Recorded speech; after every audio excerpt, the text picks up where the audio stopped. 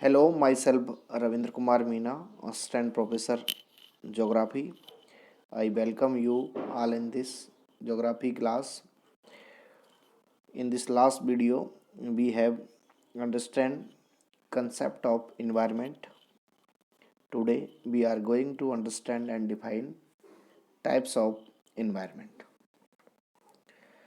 Video lecture series के इस क्रम में आज हम पर्यावरण के प्रकार अर्थात टाइप्स ऑफ इन्वायरमेंट की पृथ्वी के ऊपर कितने प्रकार का पर्यावरण पाया जाता है और उसमें किस प्रकार से मानव उससे अंतर संबंधित होता है, इन सब का अध्ययन हम आज के वीडियो के अंतर्गत करेंगे। सबसे पहले हम वापस समझें कि मानव की आर्थिक क्रियाएं एवं संपन्नता स्पष्टतः उसके चारों ओर मिलने वाले प्राकृतिक पर्यावरण से प्रभावित होती है। अर्थात मनुष्य को जो हम देखते हैं, उसकी प्रगति को देखते हैं या उसकी दिनचर्या को देखते हैं, तो ये सब का निर्धारण वहाँ पे उपस्थित प्राकृतिक पर्यावरण करता है।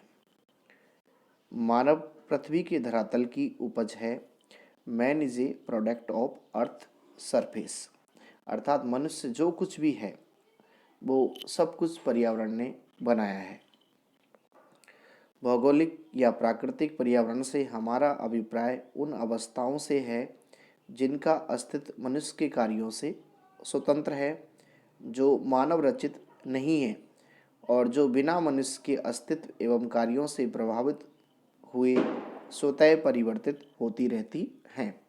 अर्थात यहाँ पे भौगोलिक या प्राकृतिक नेचर का मतलब है प्रकृति के द्वारा बनाई गई वो सब चीज़ें जिनमें मानव फेरबदल तो कर सकता है, लेकिन उनकी जो क्रियाएं हैं उनका निर्धारण स्वयं पर्यावरण या प्रकृति करती है। उसे भौगोलिक या प्राकृतिक पर्यावरण कहते हैं। भूगोलवेत्ता डॉक्टर डेविस के अनुसार, डेविस महोदय ने एक परिभाषा दी है कि मनुष्य के संबंध में भौगोलिक पर्यावरण से अभिप्राय भूमि या मानव के चारों ओर फैले उन सभी धरातलीय तथा अन्य प्राकृतिक स्वरूपों से है जिनमें वह रहता है, जिनका उसकी आदतों और क्रियाकलापों पर प्रभाव पड़ता है। अर्थात हमारे चारों ओर वो सब चीज़ें, वो उपस्थित सारा पर्यावरण, वो सारी वस्तुएं जो हमारी आदतें, हमारे क्रियाकलाप स्वयं हमको प्रभावित करती हैं, मानव को प्रभावित करती हैं, वो सब क्या है? इन्वायरमेंट है, पर्यावरण है। ये हम पिछले वीडियो सीरीज से ही पढ़ते आ रहे हैं कि पर्यावरण है क्या। अब हम जो आज का टॉपिक है हमारा कि टाइप्स ऑफ इन्वायरमेंट, तो उसके अंतर्गत दो प्रकार का पर्यावरण है, भौतिक अथवा प्राकृतिक और सांस्कृतिक अथवा मानव निर्मित। कई जगह इसे 3 वर्गों में डिवाइड किया है, जैसे कि स्थलमंडलीय पर्यावरण, लिथोस्फेरिक इन्वायरमेंट, वायुमंडलीय पर्यावरण और जलमंडलीय पर्यावरण भी। उपरोक्त को हम जब इनका निर्धारण करते हैं तो इसके लिए हम पर्वत, पठार, मैदान, नदी, झील, सागर के तट का पर्यावरण, उनमें इनको डिवाइड कर देते हैं। सबसे पहले हम देखें कि जो नेचुरल इन्वायरमेंट क्या होता है। तो प्राकृतिक पर्यावरण से तात्पर्य उन संपूर्ण भौतिक शक्तियों, यहाँ पे उन्हें फोर्सेज कहा है, प्रक्रिया अर्थात प्रोसेस और तत्व एलिमेंट से लिया जाता है। संपूर्ण भौतिक शक्ति, प्रक्रिया और तत्व जिनका प्रत्यक्ष प्रभाव मानव पर पड़ता है। इन शक्तियों के अंतर्गत सूर्य का ताप, पृथ्वी की दैनिक और वार्षिक परिवहन की गतियाँ, दैनिक गतियों से हम पृथ्वी जब दैनिक गति करती है तो उसकी वजह से दिन रात बनते हैं, और वार्षिक परिवहन गति की वजह से ऋतुओं में परिवर्तन होता है। इसके अलावा गुरुत्वाकर्षण शक्ति, जो पृथ्वी हर वस्तु को अपनी ओर खींचती है, उसे गुरुत्वाकर्षण शक्ति कहा है। ज्वालामुखी की क्रियाएं, भूपटल की गति तथा जीवन संबंधी दृश्य सम्मिलित किए जाते हैं। इन शक्तियों द्वारा पृथ्वी पर अनेक प्रकार की क्रियाएं होती हैं जिनसे पर्यावरण के तत्व उत्पन्न होते हैं और इन सब का प्रभाव जो है मानव की क्रियाओं पर पड़ता है। अर्थात प्रकृति की संपूर्ण शक्तियाँ भौतिक या प्राकृतिक पर्यावरण के अंतर्गत आती हैं। यहाँ पे जो प्रोसेस दिए गए हैं प्रक्रियाओं में भूमि का अपक्षय, अवसादीकरण, यानी भूमि का अपक्षय का मतलब भूमि का टूटना, अवसादीकरण, अवसाद के रूप में वहाँ से हटना, निक्षेपीकरण, निक्षेप के रूप में कहीं जाके जमना, ताप विकिरण, चालन और ताप संवहन। ताप 3 प्रकार की गति करता है, जिस सूरज से पृथ्वी तक आता है उसे ताप विकिरण कहते हैं। चालन, जब किसी माध्यम के द्वारा ताप प्रवाहित होता है, जैसे कि लोहे की एक गर्म छड़ जिसे हम अग्नि के समीप रखें, दूसरे हाथ से पकड़े रखें, तो उसके अंदर ताप का चलन हो जाता है और कुछ देर बाद वो छड़ हमें छोड़नी पड़ती है। संवहन, वायु एवं जल में गति का पैदा होना, जीव की जातियों का जन्म, मरण और विकास आदि सम्मिलित किए जाते हैं। ये प्रोसेस हैं प्राकृतिक पर्यावरण के। इन प्रक्रियाओं द्वारा प्राकृतिक पर्यावरण से अनेक क्रियाएं उत्पन्न होती हैं जो मानव के क्रियाकलापों पर अपना प्रत्यक्ष प्रभाव डालती हैं। दूसरा है कल्चरल इन्वायरमेंट।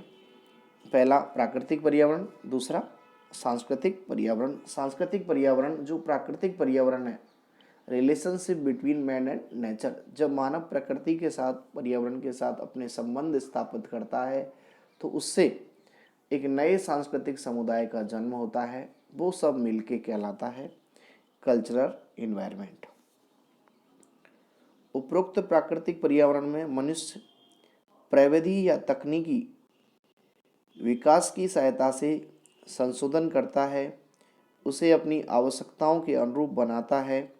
उदाहरण के लिए हम समझें कि वह घास के मैदानों में भूमि को जोतकर खेती और पशुपालन करता है। यानी मनुष्य ने क्या किया, अपनी टेक्नोलॉजी, अपनी तकनीक के विकास से इस प्राकृतिक पर्यावरण या इस धरातल के ऊपर परिवर्तन किया है। जैसे जहाँ पे बड़ी बड़ी घास हुआ करती थी उनको साफ करके मैदानों में परिवर्तित कर लिया और वहाँ पे आज खेती और पशुपालन किया जा रहा है। उसने जंगलों को साफ करके सड़कें, नहरें, रेल मार्ग आदि बना दिए हैं।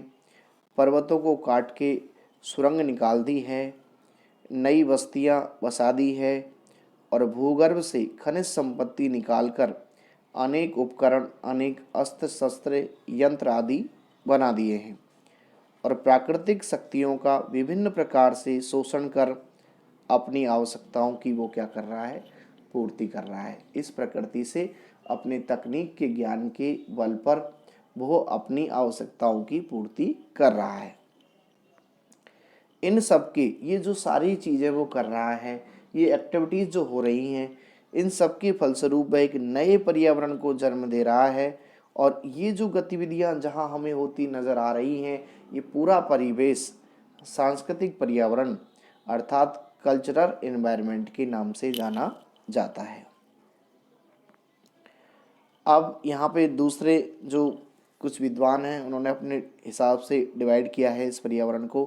तो उन्होंने क्या कहा है, सामान्यतः तो हम जानते हैं कि 2 ही प्रकार का पर्यावरण है, भौतिक पर्यावरण है जो प्राकृतिक भी है और दूसरा क्या है, सांस्कृतिक पर्यावरण है।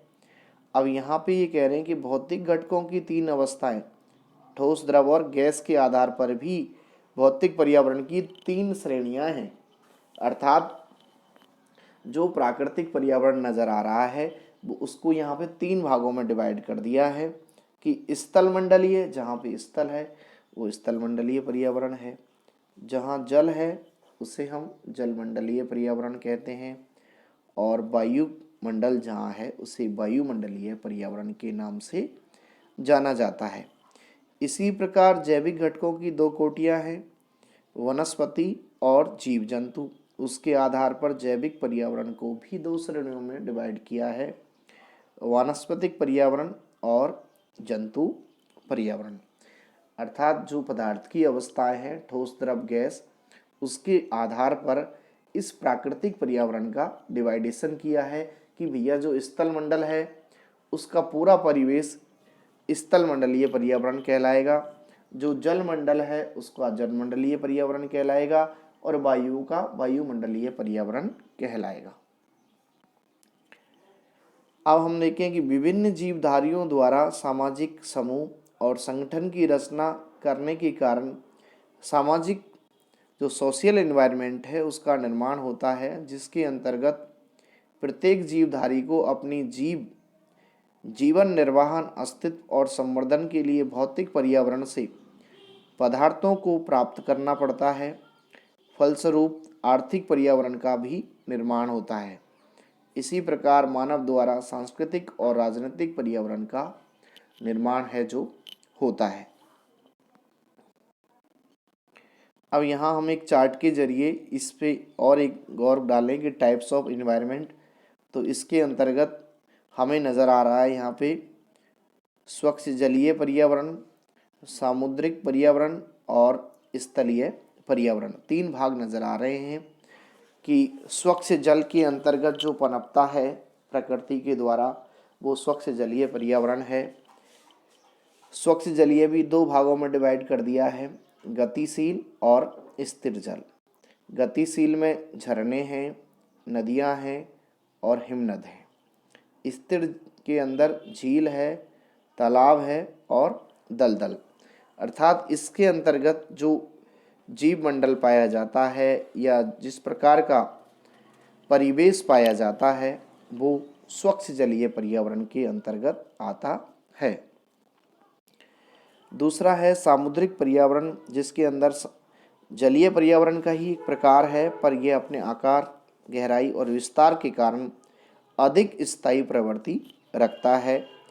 यह भी 2 भागों में है, जिसमें समुद्र तटीय को बेलांचली कहते हैं, फिर उसके बाद में नैरेंटांचली कहते हैं, और महासागर के अंदर वेलावर्ती, गहन सागरीय और वितलीय अर्थात बहुत गहराई के अंदर बॉटम तल में जो तीसरा भाग है वहाँ पे जिस प्रकार के शैवाल और जीव पाए जाते हैं वो इसके अंतर्गत आते हैं। नंबर 3 पे है टेरेस्ट्रियल एनवायरनमेंट अर्थात स्थलीय पर्यावरण। स्थलीय पर्यावरण में हम देखें तो स्थलीय पर्यावरण जो है भूमि की सतह पर और सतह के नीचे और कुछ मात्रा में जो वायुमंडलीय आकाश का पार्ट होता है उसके अंतर्गत ये आता है।